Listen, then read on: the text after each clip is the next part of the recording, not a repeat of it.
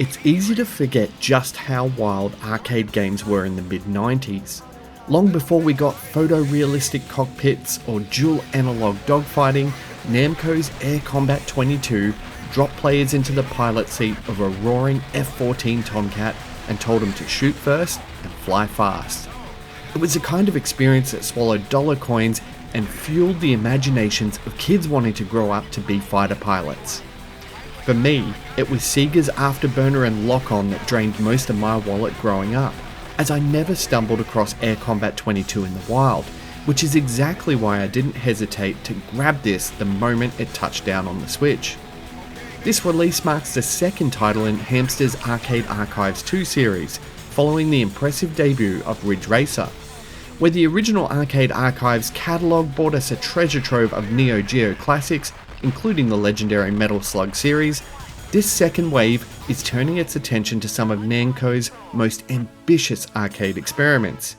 And for Ace Combat fans, this one's special, because it's where one of my favourite franchises began. What's it like? Grab your helmet, crank up Kenny Loggins' Danger Zone, and it's time to kick the tires and light the fires as we review Air Combat 22 on Nintendo Switch 2.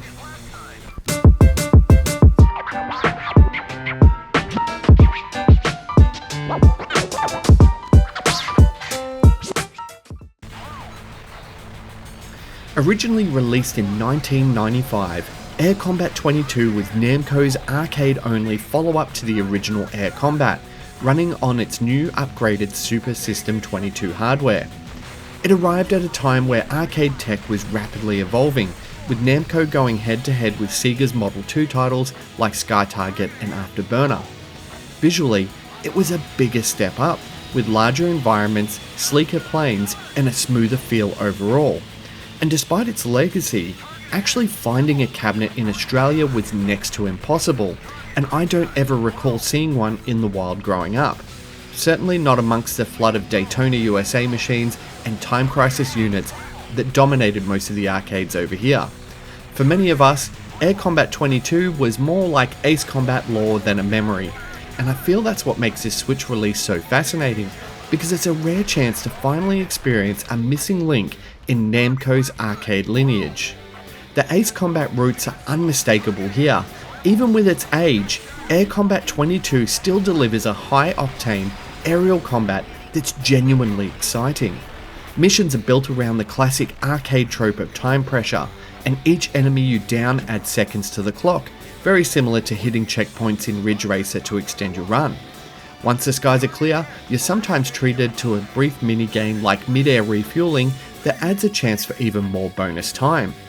The controls feel tight and surprisingly responsive on the Switch, and despite the hardware limitations of its time, the game captures the sensation of pulling high G turns and lining up shots mid-dive. You won't find the full range of freedom offered here in the latest Ace Combat titles, but what's here works, and it works well. It's restricted, sure, but there's still a rhythm of momentum that make it satisfying to chase down targets and time missile locks just right. Of course, on the Switch, there's no real need to ration your coins, and you can freely credit feed your way through the game. But I did find it more fun to see how far I could push myself on a single run. The loop may be simple, but it's satisfying, fast, and just intense enough to keep you on the edge. Despite being able to roll the credits in around 15 minutes, I just kept jumping back in. Higher difficulty settings and subtle branching paths encourage repeated play, and I found myself wondering if I was missing a hidden challenge tucked away behind sharper flying and better timing. That said, Ace Combat 22 won't appeal to everyone, and the short runtime and arcade pacing are a far cry from the more cinematic, story-driven Ace Combat titles that have come later. But for fans of the franchise, or anyone really curious to see how it all began, it's a rewarding afterburner charged slice of history. Visually, Air Combat 22 holds up far better than I expected for a 1995 release. Yes, it's low poly by today's standards, but there's a sharpness and clarity to the presentation that still works, especially during stylish cinematic sequences that bookend missions. Whether it's a mid-air refueling sequence or a dramatic aircraft carrier takeoff, These moments still add that Ace Combat flair and elevate the experience far beyond the simple dogfighting. In the heat of combat, the game manages to be surprisingly engaging, whether you're shredding an A-10 with your Vulcan cannon or hearing the tone lock before unleashing the missile at a slow and lumbering C-130. There's a real sense of risk and payoff. Explosions erupt, tracer rounds fill the screen, and even with its limited geometry, the game sells the tension of each encounter. Hamster's emulation work here continues to impress. The game runs smoothly across the board, and there are multiple screen filters available to replicate CRT and arcade cabinet visuals, including scanlines and soft glow options. Everything feels faithful without being fussy, and I didn't run into any audio sync issues or technical hiccups along the way. It's a strong presentation all round, and one that respects the source while making it approachable on modern hardware. For my pilots looking into accessibility options, there's no specific flight controls available, so as always, I recommend further research to see if Air Combat 22 suits your needs. At $22 Australian, Air Combat 22's value will largely depend on how much you like the Ace Combat series. For me, I spent around 5 hours just blasting through and having a great time replaying runs, testing difficulty settings, and just soaking in the spectacle. For others, the credit roll at 15 minutes per run might not leave budding pilots at all impressed.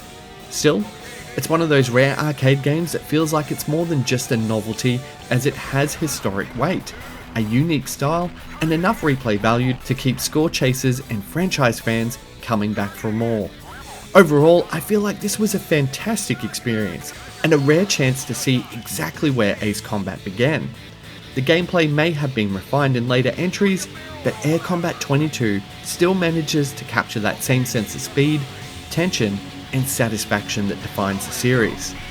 Mileage will vary depending on your expectations, but for fans of Ace Combat or arcade history, it's definitely a mission worth flying. So, what's it like? Air Combat 22 is like Ace Combat, except where it all began. I award it a 76 out of 100.